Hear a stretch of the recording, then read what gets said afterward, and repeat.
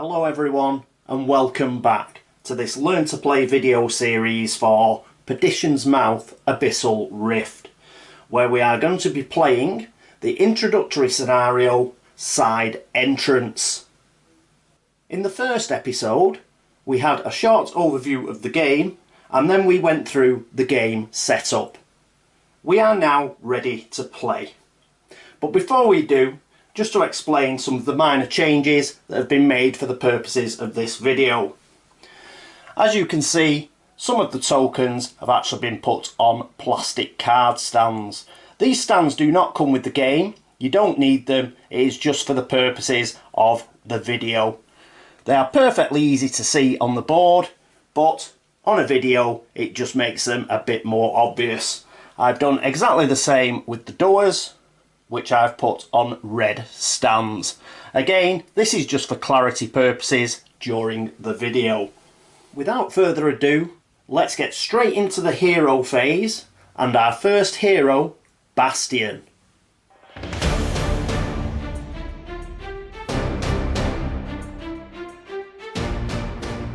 And here we are at the hero phase with Bastian, who will be our first hero this turn.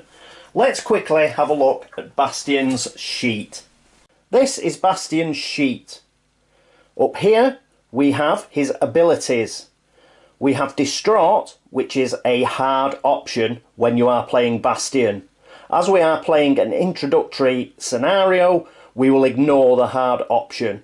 But again, this is an example of another difficulty setting within the game. As we can see, he has a starting hand of 4 and he has a maximum hand of 6. He's a human. This red sword symbol indicates that he is a melee fighter, and the green symbol of a helmet indicates that he is a warrior. He has a blue symbol on his shield, and his special ability is Cleave. Make a special attack. If you hit, you may attack an enemy that you have not yet hit with this ability, repeating until you attack each enemy in range once or until an attack fails. Each attack after the first takes a cumulative combat -2 penalty. So combat +0 for the first attack, -2 for the second attack, -4 for the third attack, and so on. So if we get the opportunity to use his special ability, we will use Cleave. He has one active treasure slot, which we probably will not use because we do not have any treasures on this level. And he has a backpack in which he can also put treasures. His shield will be placed at his starting hit points, which is 6. So we'll move it down and cover the 6. This is important because that allows us to read this table. He has a set of skills. On the left hand side we have action points. Then we have range. Then we have combat. And then we have defense. So whilst Bastian has 6 hit points, he starts with a pool of 6 action points. He has a single range, he has 4 combat, and he has 4 defense. So that is Bastian's sheet. At the end of last episode we picked 4 cards. One of them was called Shield Wall. That was actually a Kickstarter card, so I have removed it and I have picked another. As we are playing just the base game, I've decided to remove all the Kickstarter cards. So what are the cards he does have? He has Strength, which is an all symbol card. You will see this in use during the game. It gives us 1 action point. And we can also draw another card. Also on the card we have the symbols for Bastian, so we know it's his card. A small code in the bottom right hand corner, and we have some flavour text. For strength it is "Next time I'll use my sword, give up now." His next card is Veteran Soldier. This is a special symbol and a combat symbol card. This has 4 action points, but if it is used for aiding, it only has 2 action points. Aiding is where you will help out another hero. We will see that during gameplay. Again, it has the small code and has Bastian's symbol. The flavour text is "Last man standing is the one with a head." Then we have Heavy Training, another all symbol card for 3 action points. Then we have Killer Instinct, a combat and special symbol card for 5 action points, but again, if it is used for aiding another hero, it will only give 1 action point. So that is Bastian. Bearing that in mind, and the fact that we have to get him on the map via the entry level square, let's move over to the Stone of Destiny and see what he will do. Here we are at the Stone of Destiny. All of our shields are pointing inwards. However, it is the hero phase and all of our heroes have yet to go. So we will spin these around and the symbols will now point outwards. This indicates they are all ready to take a turn. Our first hero is Bastian. If you remember, he has a pool of 6 action points. He must use at least 1 action point to move at least 1 spoke on the Stone of Destiny. We need to get him on the map, so we need to use movement. Therefore, we must look to get on a spoke that has one of these movement symbols, which is a foot. We cannot use the one he's on, because he has got to move at least 1 spoke. So we've got to use his pool of 6 action points to move spokes. However, our second player, Niffil, is currently occupying the special spoke. There are no spare holes on this spoke. This means that Bastian can skip that spoke without spending an action point. However, the attack spoke, where Elisa's token is, does have spare holes. So it will cost us 1 action point to move here. However, it does not have a movement symbol. The next spoke, Sprint, does have a movement symbol. So Bastian will move here. So he will skip, spend an action point, and spend a second action point to move onto the Sprint spoke. Once on the Sprint spoke, he can use his remaining action points to move, and he will gain a response card, that is this symbol, in order to add to that movement. Let's get the response deck. Here is the response deck. So he has spent 2 action points. He has 4 left in his pool. We will add whatever is in this response card to that movement. But before we do, we have an important decision to make. We can spend any of the 4 cards that are in Bastian's hand in order to boost his movement. So those all symbol cards, they had the foot symbol on for movement. Similarly, any other card that has a foot symbol on, he can use them for that action point boost printed on the card. As it is, we are not going to use them. We are just going to rely on whatever we get from the response card. But if we were going to use a card, we would have to use it now. You have to use your hero cards, that is the large cards, before you pull the response card. Once we pull the response card, we cannot add any hero cards to his movement. As mentioned, we are not going to use one of his hero cards, so let's see what his response card is. And it is +1. So we used 2, which left him with 4. +1 gives us 5 movement points. Let's move across to the board. let's get Bastian onto the board and see where he is going to go. And here we are back at the board. If you recall, this is our entry square. Bastian is currently off the map. He has 5 action points available to him for movement. He will spend his first action point to enter the map here. That leaves him with 4 more action points. He will go 1, 2, 3, and he is not going to spend his final action point. One important thing to note about movement is you cannot move diagonally. You can only move orthogonally. So you can only move like this. You cannot move diagonally. Therefore, it is very important that Bastian does not stop here. If Bastian was to stop there, then none of the other heroes would be able to get past him with normal movement. There are very few ways a hero can move diagonally. One is by teleportation, another is by push. But this is normal movement, so he is going to move normally, orthogonally, and he's going to stop here. This will leave a path for other heroes to be able to get past.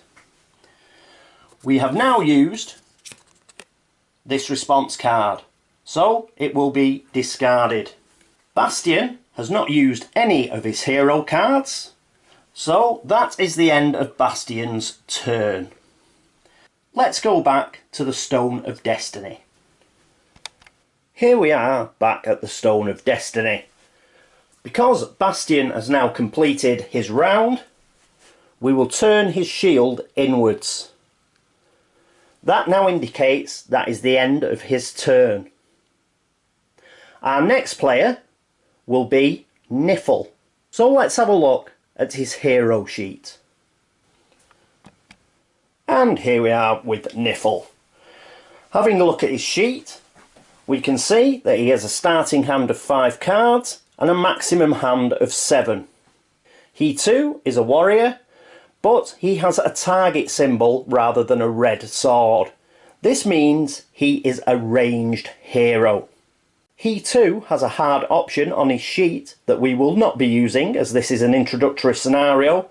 His special ability that we can use is called Catnap. If you do not play any other special abilities this turn, then you may take a rest action. If you remember the Stone of Destiny, one of the option spokes is called Rest. This allows you to refresh your hand. Niffil has a special ability here where, using the special spoke, he can also rest. He too has 1 active treasure slot and 1 backpack slot. He only has 3 hit points, and again we have moved the shield down accordingly. However, his action point pool is 8. As befits a ranged character, he has a range of between 1 and 4 squares. He has a combat of 2, and he has a defence of 2. Out of his starting hand of 5 cards, we have picked Parkour. This is a movement card. This turn, you never have to spend more than 2 action points to move into a square. This card is useful for getting across difficult terrain. His next card is Diligence. Again, it is an all symbol card, and this will give him 3 action points. He has another all symbol card called Stealth. Until the start of his next turn, enemies do not choose him as the weakest hero or the closest hero unless you are the only hero that a moving enemy could reach or that an attacking enemy could target. This is very useful for avoiding being targeted. His 4th card is Sleight of Hand. This is a special and movement card. It has 4 action points. His final card is Duck and Roll. This symbol is a reaction symbol. You can play this any time, even not on your turn. Being well prepared pays off. you gain +2 defence until the beginning of your next turn. He will also be able to draw another card. This is very useful should he be attacked by an enemy. He will be able to play it out of turn. That is Niffil's hero sheet. Let's go back to the Stone of Destiny and see what he is going to do. And here we are at the Stone of Destiny. We have Niffil's token here with his green symbol. He too has to move. We need to get him onto the map. What he's going to do is he is also going to sprint. He has 8 action points. He will have to spend 1, 2 to get onto the sprint spoke. So that is what we will do. That will leave him with 6 action points.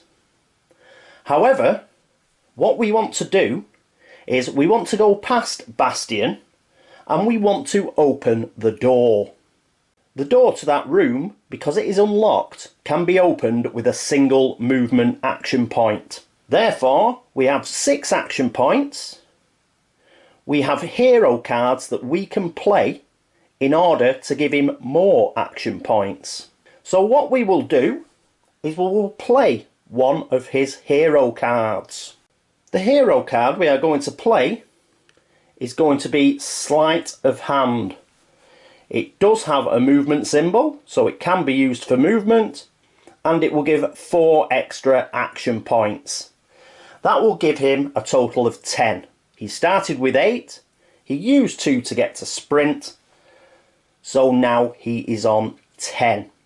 But he will also get a response card. Now, as it works out, he only needs 10 action points for what I have planned. But I want to make sure that he has 10 action points. Hence, I have actually played this card. But because we do have a response card symbol, we have to pick a response card. Now, there are response cards with minus figures. We will just have to hope that this will not be a minus card. We will find out now. And we've got +3. If you recall, I mentioned the eye symbol at the beginning of this video. That is the eye symbol. We may well see that in action during the enemy phase. But as this is the hero phase, we have got +3. That gives us a grand total of 13 action points, which is more than enough for what we wish to do. Let's move across back to the board. Let's get Niffil onto the board and see what he's going to do with all those action points. And here we are back at the board. We are playing Sleight of Hand and we are playing the +3 response card for a total of 13 action points. Niffil is going to use those points to move. His first action point will get him to the entry square. Then he will continue his movement. Remember, he cannot move diagonally. He will go 1, 2, 3, 4, 5. 5 will put him right next to the door. The door is unlocked, so he can spend one of those action points to open the door. Niffil opens the door. That is 6 action points. He'll move out into the corridor for 7, 8. Then he will use another action point to open this door. He can open this door even though he's diagonal to it because he is in range. So although you cannot move diagonally, you can attack and open things diagonally. So he's going to use another action point to open this door. This is why we wanted so many action points. If you recall, our objective is to leave the dungeon.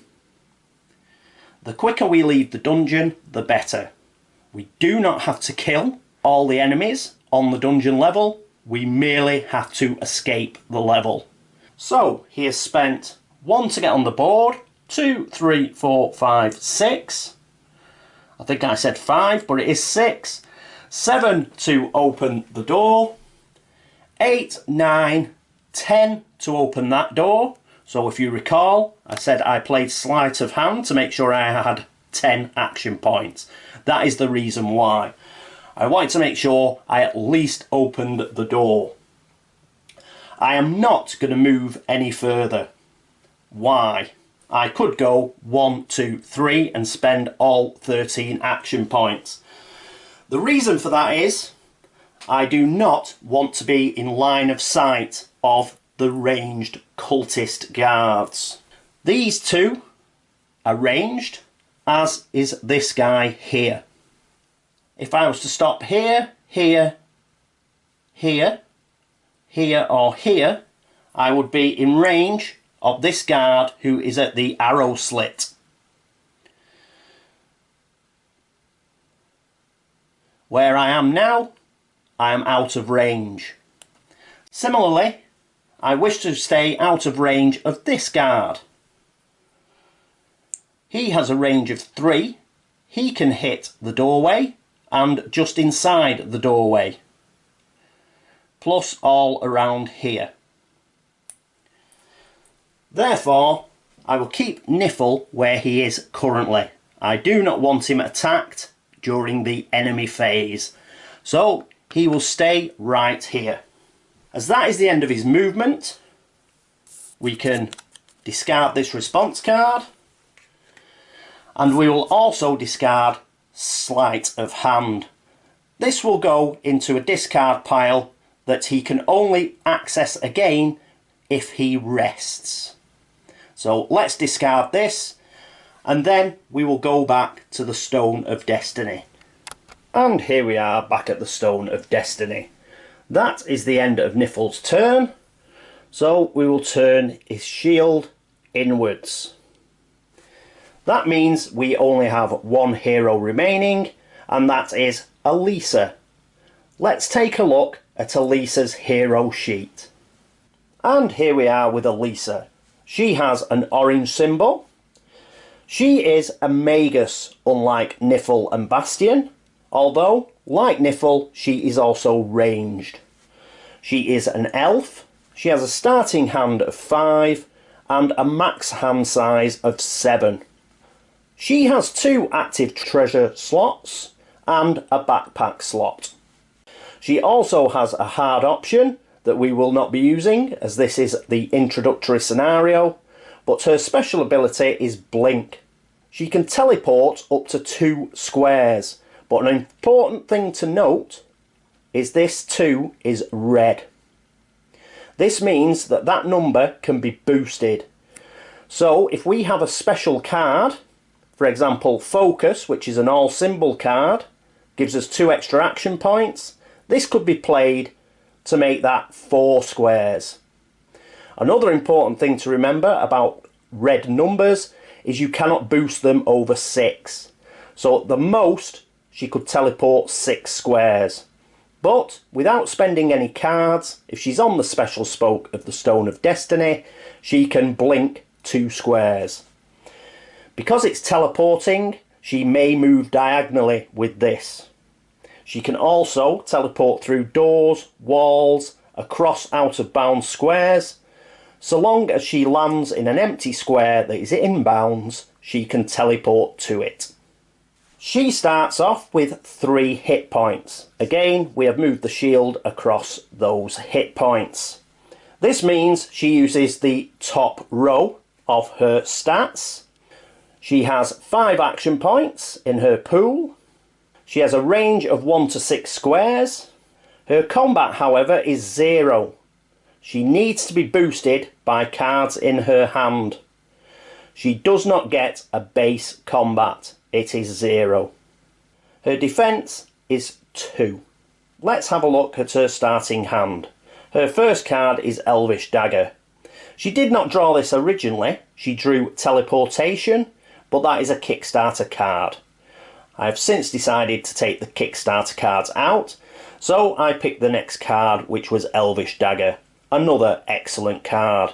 This is a combat card, and it will boost her combat by 3, which will be very helpful as her base combat is 0. There is some text under the 3 which says if your attack deals damage, return this card to your hand. This is another reason why this is a very strong card. If you actually deal damage to whatever it is that you are attacking, you will not discard this card. It will come back to your hand. Then we have Focus. This is an all symbol card, and you can play that for 2 action points. Then we have Grey Touch, another all symbol card that you can play for a single action point, but when you do, you may draw another card. Then we have Barbican of Fire, another all symbol card that can be played for 4 action points. And finally, we have Helping Hand, yet another all symbol card that can be played for 2 action points. So that is Elisa. Let's have a look at the Stone of Destiny and see what she is going to do. And here we are with Elisa's peg. Like all the other heroes, we have to spend at least 1 action point on the Stone of Destiny, but if you recall, we also need to move. Only by spending an action point for movement can we get on the map. Unfortunately, the sprint spoke is now full.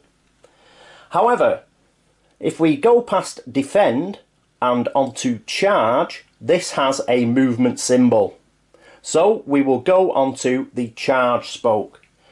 She starts with 5 action points, but we will skip sprint. The sprint spoke is full.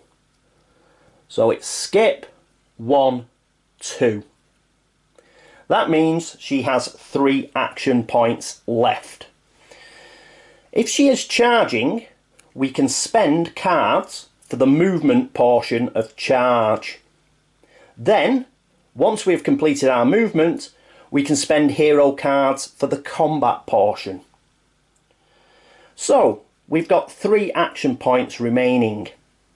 That will get us pretty much behind Bastian, but I would like to get into the corridor. That would be another 1, 2, 3, 4 movement. Therefore, we are going to have to spend a card.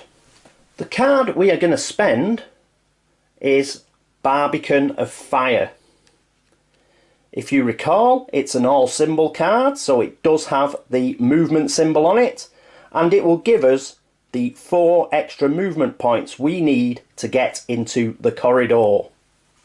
Once in the corridor, we will then have an opportunity to attack the acolyte in that corridor. Acolytes will try and get to the acolyte exit. They will not attack unless they absolutely have to. However, if they get to that acolyte exit, they will move the threat meter up by 1. If you recall part 1 of this video series, you know that if the threat meter goes up by 1 more, we will start generating 2 enemies per spawn. We do not want that to happen. We've managed to get her into the corridor.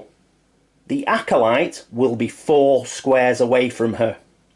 Therefore, what we are going to do is we are going to attack it. She has a base fight of 0, remember? So we're going to have to play some cards. First of all, she's going to play Elvish Dagger for 3.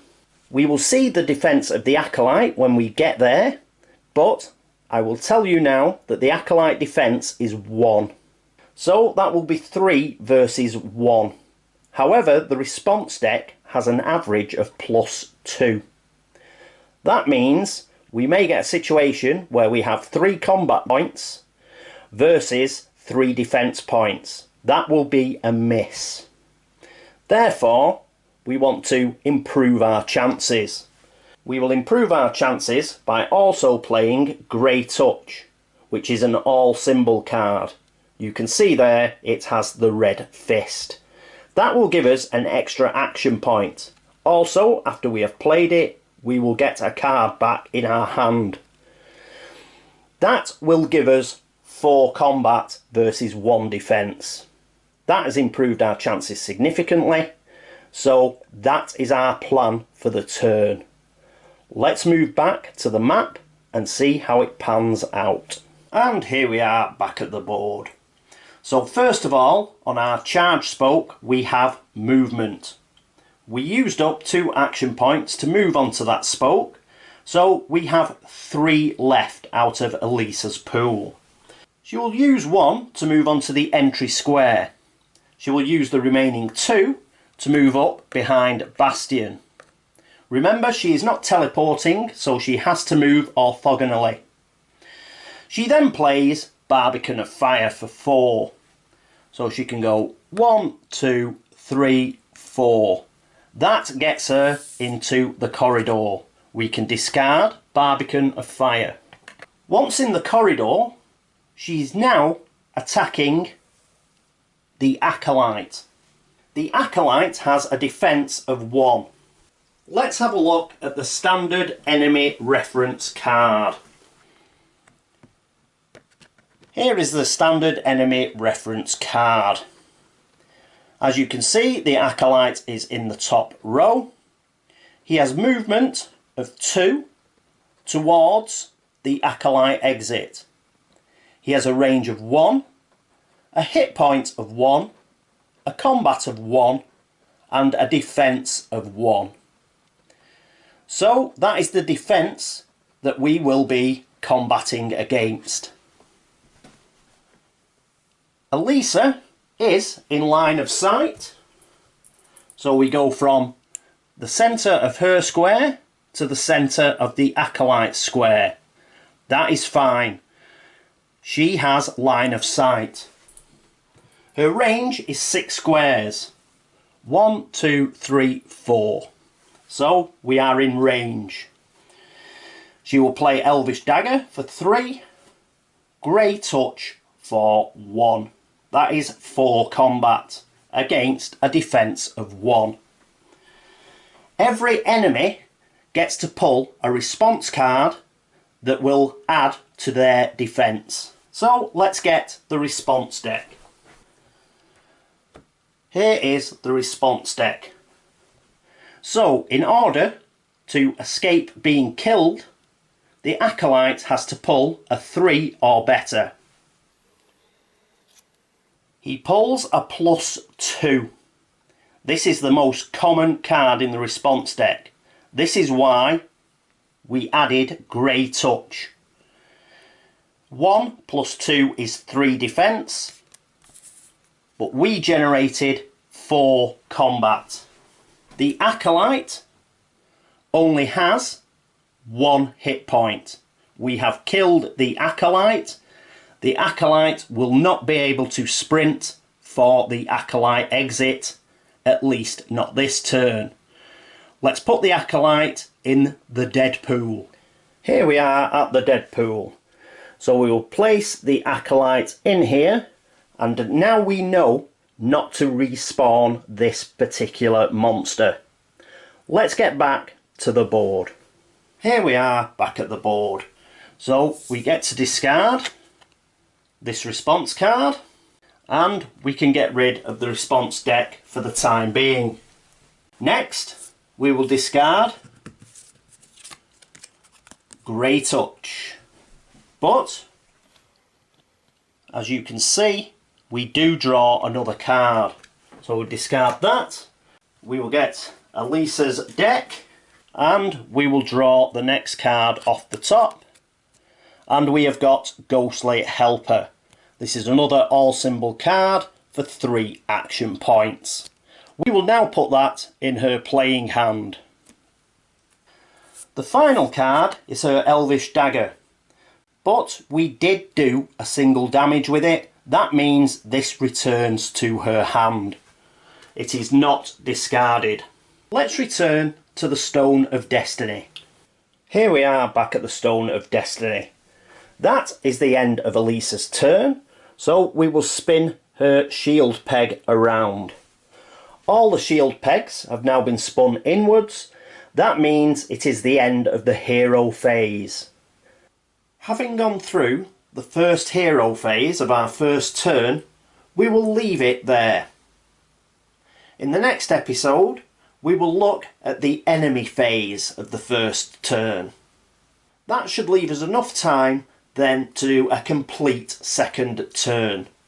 You should be already familiar with many of the concepts in the game, such as movement, targeting, combat, use of the Stone of Destiny, use of the enemy watchstone. So the second turn should be quite quick.